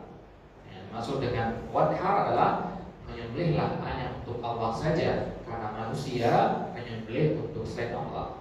Kenapa ibadah menyembelih disebutkan di situ? Karena ibadah inilah yang paling banyak disalah artikan dan diselewengkan oleh orang-orang Quraisy. Orang Quraisy menyembelih nggak mereka? Menyembelih. Berkorban nggak mereka? Berkorban, tapi untuk berhala. Ya, untuk berhala yang ada di Ka'bah, bukan untuk Allah. Makanya fasholli li rabbika wanhar di sini diperintahkan untuk menyembelihlah. Untuk siapa? Untuk Allah saja. Baik. Dan yang kelima, yang dimaksud dengan wanhar adalah istiqbalul qiblah bin nahar, yaitu ya menghadap kiblat. Ya, perintah untuk menghadap kiblat. Ya, jadi sholatlah dan menghadap kiblatlah. Ini penafsiran yang mungkin tidak pernah kita dengar atau jarang kita dengar atau asing begitu ya. Dan penafsiran yang paling masyhur ya, yang ma'ali jumhur ahli tafsir adalah penafsiran yang pertama. Nah, yang terlewat bisa lihat di grup nanti ya. Sudah kita kirimkan filenya di grup. Ini kita kejar-kejar waktu di kasih tadi. Baik, ayat yang ketiga, ayat yang terakhir, qala ta'ala inna syani'aka huwal abtar. Inna dari artinya apa? Arti inna tadi? Sesungguhnya. Ya. Ada kata kaminya nggak di sini? Tidak ada. Ya, kena pendek. Inna syani'aka. Jadi kalau ada orang baca inna syani'aka, ya clear, nggak boleh. Ya, jauh artinya. Ya, kata artinya kalau sampai dipanjangkan. Inna syani'aka. Sesungguhnya syani', asy'an, asy'ana'ah itu artinya benci. Jadi syani'aka artinya orang yang membencimu. Sesungguhnya orang yang membencimu wahai Muhammad, karena kali itu kembalinya ke Nabi Muhammad SAW. Nah, orang yang membenci Nabi SAW, maksudnya ya, kata syani'aka ini dalam bahasa Arab diartikan dengan orang yang benci karena iri. Ya, orang yang benci karena iri. Karena sebenarnya dalam sekalian orang-orang Quraisy itu tidak benci kepada Nabi SAW. Ya, sebelum beliau berdakwah, Nabi adalah orang yang sangat dihormati dan dimuliakan oleh mereka. Mereka kalau pergi safar, pergi jauh, mereka titipkan harta dan anak-anak mereka kepada Nabi, saking percayanya sama Nabi. Bahkan orang Yahudi pun begitu sama Nabi. Dan Nabi terkenal dengan sifat amanahnya. Nah, amin. Ya, tapi ketika Nabi mulai berdakwah, mengajak kepada agama tauhid, disitulah mereka benci. Nah, kebencian mereka itu namanya syani' atau syar'an, syara'ah. Jadi kebencian yang didasari oleh apa? iri hati. Jadi bukan benci sama pribadi Nabi, enggak. Nabi itu orang mereka muliakan sebenarnya. Karena Nabi dari garis keturunan yang paling mulia dari Bani Hashim. Ya, kakek Nabi, ayah Nabi adalah orang-orang terpandang di Mekah dulu. Ya, istri beliau Khadijah adalah orang yang terpandang juga, saudagar kaya di Mekah. Ya. Kemudian paman beliau adalah orang-orang yang memiliki kedudukan di tengah masyarakat. Ya, Nabi adalah orang yang berasal dari suku yang terpandang. Ya, secara nasab Nabi mulia sekali, dan orang Arab itu sangat memperhatikan masalah nasab. Nah, tapi karena Nabi mendakwahkan agama tauhid, beliau dibenci oleh orang-orang yang tadinya sangat menghormati beliau. Di antara orang yang paling menghormati Nabi adalah Abu Lahab. Ya, bahkan Abu Lahab ini saking senangnya mendengar kelahiran Nabi SAW. Abu Lahab pamannya Nabi gitu ya. Ya, dia sampai membebaskan budaknya yang namanya Suwaibah. Ya. Ya, jadi dia punya budak, begitu dengar bahwasanya ponakannya lahir diberi nama Muhammad, saking senangnya dibebaskan Suwaibah dan dihadiahkan kepada ibunya Nabi untuk menyusui Nabi. Makanya pertama kali menyusui Nabi adalah Suwaibah sebelum Halimah As-Sa'diyah. Ya, ada 6 perempuan yang menyusui Nabi, salah satunya yang pertama kali adalah Suwaibah ini. Nah, dia yang pertama kali menyusui Nabi. Dan siapa Suwaibah ini? Mantan budaknya Abu Lahab. Ya, jadi saking gembiranya gitu. Tapi ketika Nabi sudah mulai mendakwahkan tauhid, semua berbalik 180 derajat. Akhirnya memang sudah sunatullah ya. Setiap orang mengajak kepada tauhid itu pasti akan dibenci. Mau semulia apapun dia. Mau sunatullahnya begitu. Maka kata ulama, kalau antum mendakwahkan ajaran Islam ini kemudian antum tidak dibenci sama satu orang pun, hati-hati, mungkin dakwah antum yang salah. Ya, antum mengajak kepada selain tauhid mungkin. Gitu. Nah, karena memang sunatullahnya orang mengajak kepada tauhid itu pasti akan dibenci. Akhlak siapa? Dia disempurna dari akhlak Nabi. Ya. Tapi tetap beliau dibenci begitu ya. Nah, apalagi kita gitu yang kurangnya banyak gitu ya. Mengajak kepada tauhid tentu celahnya banyak sekali untuk dibenci. Nabi manusia sempurna saja dibenci. Nah, memang itu sudah menjadi ketetapan Allah kepada orang-orang yang mendapatkan tauhid. Kemudian al-abtar. Al-abtar itu artinya terputus dari kebaikan. Sekarang kita lihat apa yang dimaksud dengan syariahkah para pembenci, siapa yang dimaksud dengan pembenci Nabi dalam ayat ini. Ya, ada 5 pendapat. Yang pertama adalah Al-As bin Wa'il As-Sahmi. Yang sebutkan tadi ya, Al-As bin Wa'il As-Sahmi. Ya, orang ini sangat membenci Nabi. Ini yang tadi kita sebutkan di awal ya, yang ketemu sama Nabi di depan pintu itu ya, dan ngobrol dan bilang Nabi itu adalah orang yang abtar. Kemudian yang kedua yang dimaksud dengan al-abtar di situ adalah Abu Jahal. Ya, Abu Jahal. Jadi Abu Jahal ini ya, ketika Nabi rajin berdakwah sana kemari ya, untuk mengajarkan dan menyebarkan Islam, dia juga rajin ke sana kemari. Jadi tempat-tempat yang didatangi oleh Nabi didatangi lagi sama Abu Jahal. Mengatakan kepada mereka, apa yang dikatakan oleh orang yang abtar tadi kepada kalian? Jadi ketika ya, ada sebuah suku didatangi dari Yubuk, ya, pernah didatangi sama Nabi berdakwah di situ, ya, Nabi balik, Abu Jahal datang ke suku tersebut. Kemudian nanya, Nabi Muhammad ngomong apa ke kalian? Oh, ngomong begini. Ya, Abu Jahal katakan, ya, tinggalkan ucapannya dia, karena dia adalah orang yang abtar di kalangan kami, ya, orang yang terputus nasabnya. Dan orang Arab itu, ya, musibah yang paling besar bagi mereka itu kalau terputus dari nasab. Ya, ya sebanyak apapun harta yang mereka punya, ya, semulia apapun ayahnya dari garis keturunan yang mulia, tapi kalau tidak bisa melahirkan keturunan yang akan melanjutkan namanya, itu bagi mereka adalah sebuah kehinaan, abtar bagi mereka. Nah, maka ya orang Arab itu sangat memperhatikan masalah nasab. Gitu. Makanya di ayat dikatakan alhaakumut takatsur. Kalian telah dibuat lalai oleh sikap berbanyak-banyakan. Banyak-banyakan apa? Saling banyak-banyakan. Saling banyak-banyakan harta dan anak. Nah, pada sekarang orang saling berbanyak-banyakan harta. Ya. Ya, tetangga beli mobil baru, ikut beli mobil. Ya, tetangga beli dua mobil, beli 3 mobil, begitu. Ya, saling berbanyak-banyakan. Tersibukkan dengan hal yang seperti itu. Nah, kemudian yang dimaksud dengan al-abtar ya, syariah kali ayat tadi adalah Abu Lahab. Ya, Abu Lahab. jelas pula bagaimana bentuk kebencian.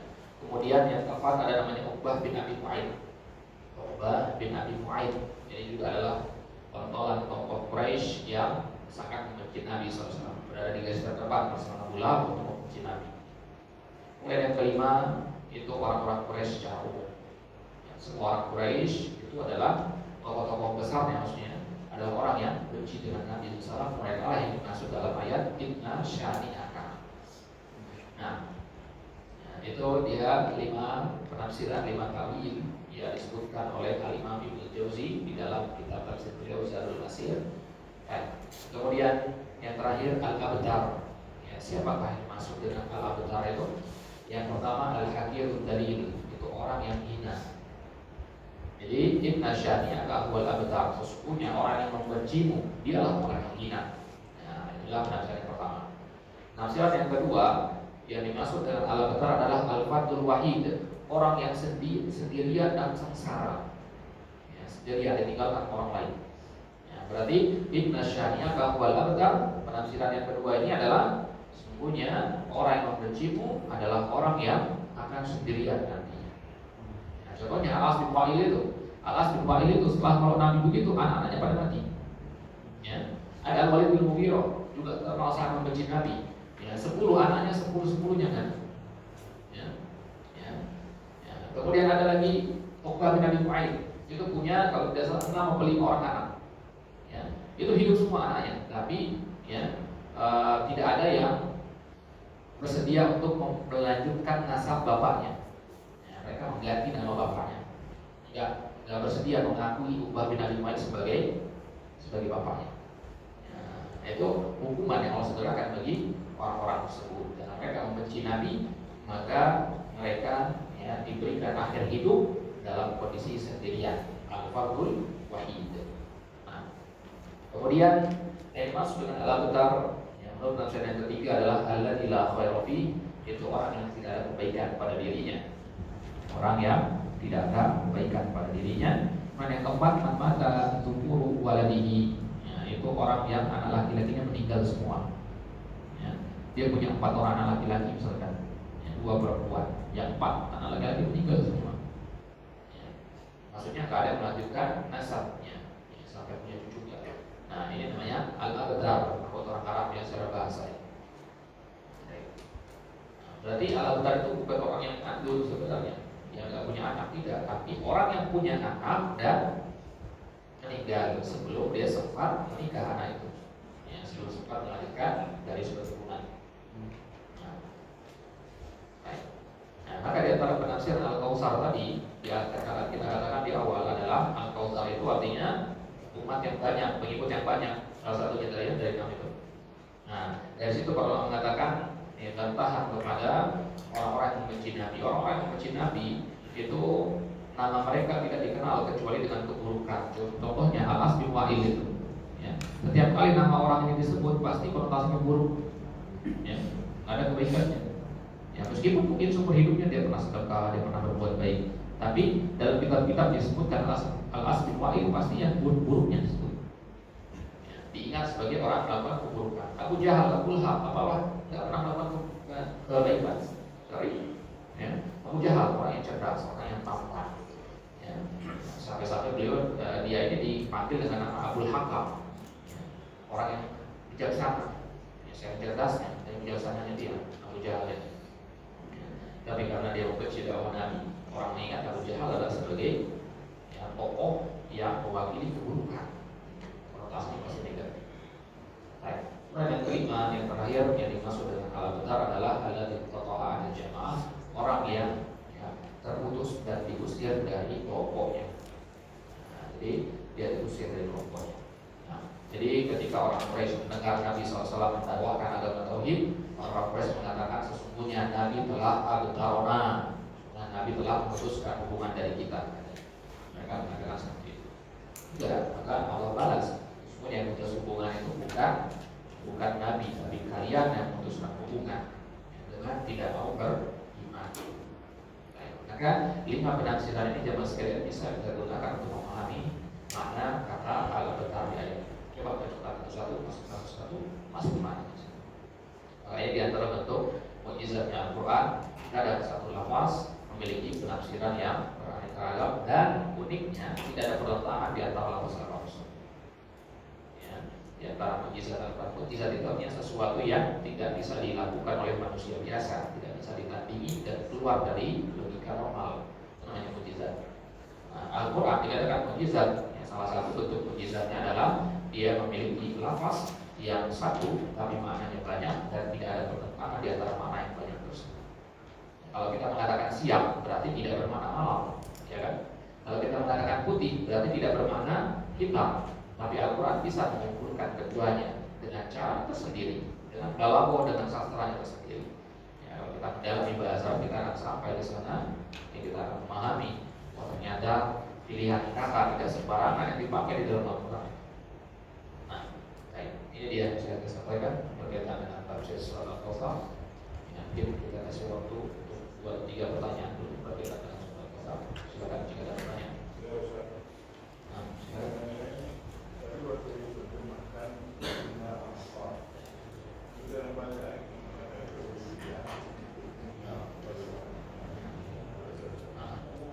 ini masuk ke kaidah bahasa. Jadi atau sebenarnya ada alif bengkok di belakang. Nah, jadi asal katanya atau alif. Nah, alif ini kalau ketemu dengan kata lagi setelahnya nyambung gitu dengan kata na itu, jadinya alif itu berubah jadi ya. Aturannya begitu. Atau jadinya atoi. Jadi atau itu sebenarnya ada alif. Ada alif bengkok. Ketika ketemu dengan na jadi ya atoina. Assalamualaikum warahmatullahi wabarakatuh. Waalaikumsalam. Terima kasih Ustaz.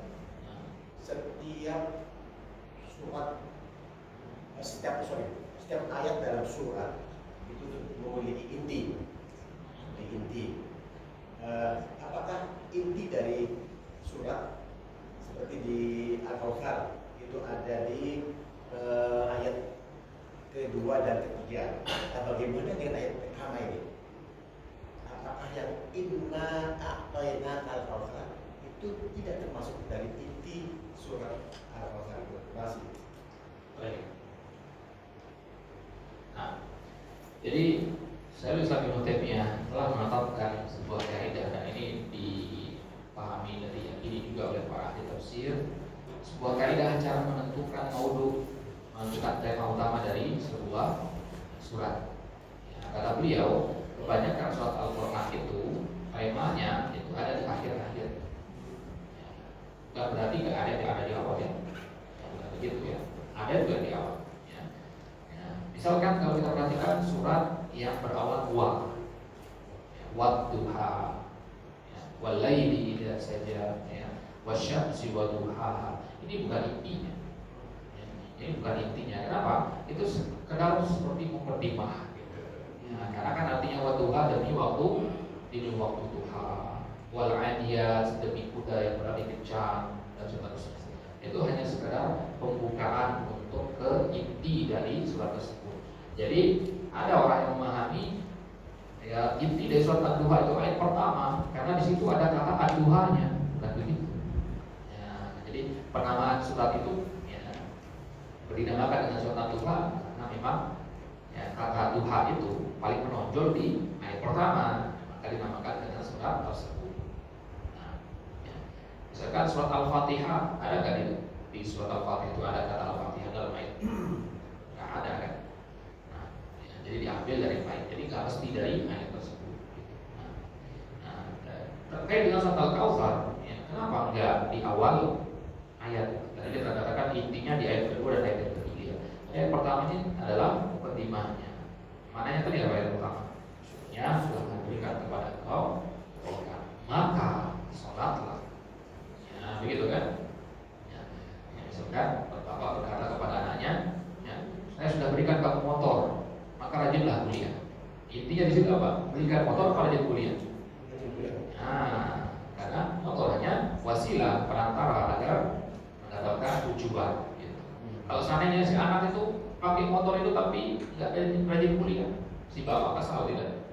Ya kesal karena tujuannya tidak tercapai. Berarti inti dari kata itu ucapan itu adalah pada kalimat keduanya. Nah, ini dalam bahasa Arab dikenal dengan nama jumlah syartiyah. Apa itu jumlah syartiyah? Jumlah sebab akibat. Ya, sebab akibat.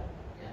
Ya, jadi kalau dalam ayat atau dalam surat Al-Kautsar ini akibatnya adalah kita harus bersyukur dengan sholat. Sebabnya apa? Karena Allah berikan nikmat Al-Kautsar itu. Jadi sebabnya apa? Al-Kautsar. Akibatnya apa? Sholat dan berkurban. Gitu. Maka yang ditekankan dalam surat Al-Kautsar ini bukan nikmat yang diberikan, tapi syukur kita dengan bentuk sholat. Makanya kita ambil kesimpulan tadi bahwasanya bersyukur itu harus dengan perbuatan juga, itu dengan sholat dan berkurban. Nah, Allah Taala. Nah, kita soalnya. Ada pertanyaan lain? Saya sudah gitu. Baik, kalau tidak ada kesimpulan sampai di sini. Allah Taala.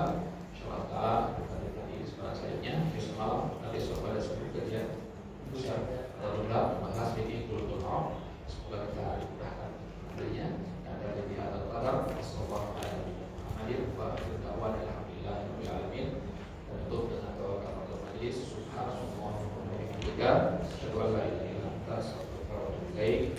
Wassalamualaikum warahmatullahi wabarakatuh. Kertas yang dibagikan mohon disimpan dengan baik karena di situ ada ayat-ayat Al-Quran yang ada bahas